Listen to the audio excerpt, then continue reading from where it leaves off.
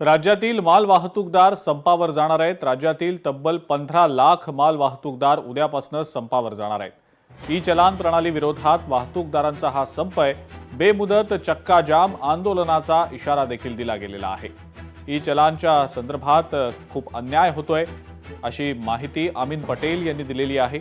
E चलान प्रणाली विरोधात राज्यातल्या वाहतूकदारांनी 5 मार्च पासून म्हणजे उद्यापासून बेमुदत चक्का जाम आंदोलनाचा इशारा दिला आहे। या आंदोलनामध्ये ट्रक, टेम्पो, खाजगी वाहतूक कंपन्या, रिक्षा, टॅक्सी, शालेय बस सहभागी होणार असल्यानं राज्यातल्या माल वाहतुकीसह काही प्रमाणात प्रवासी वाहतूक विस्कळीत होण्याची शक्यता आहे। पोलीस विभाग आणि परिवहन विभाग ई चलान देताना योग्य ती अंमलबजावणी करत नसल्याचा आरोप वाहतूकदारांकडून होतोय।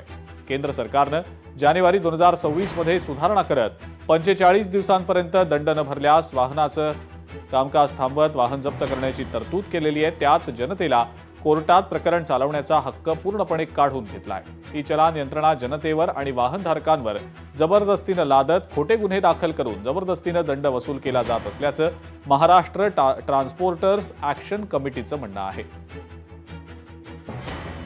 सरकार को एक पत्र दिया है कि कल दोपहर को 12 बजे आज़ाद मैदान में मीटिंग है और उसके बाद में Maharashtra transport action committee strike पर जा रही है और सभी truck, bus, tempo, auto rickshaw, school bus ये सब चक्का जाम कर रही है। ई चलान को लेकर मुंबई और महाराष्ट्र के अंदर बहुत जाती हो रही है। आपके माध्यम से इसको सरकार ने इमीडिएटली एक्शन लेना चाहिए, वरना मैं सरकार को बता रहा हूँ कि कल से ये लोग स्ट्राइक पे जा रहे हैं और पूरा महाराष्ट्र का चक्का जाम होने जा रहा है। सन्मान्य सर्व वाहने 5 मार्च पासून राज्यामध्ये ई चलनाच्या निषेधार्थ सर्व बेमुदत बंद आंदोलन पुकारलेलं असून याबाबत राज्य सरकारकडे गेले 1 वर्षापासून चर्चा चालू असताना देखील राज्य सरकारने याबाबत गांभीर्याने हा विषय हाताळला नाही।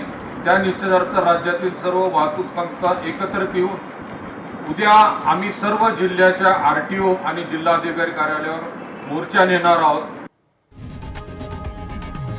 लोकशाही मराठी ऐका, पहा, जागरूक रहा।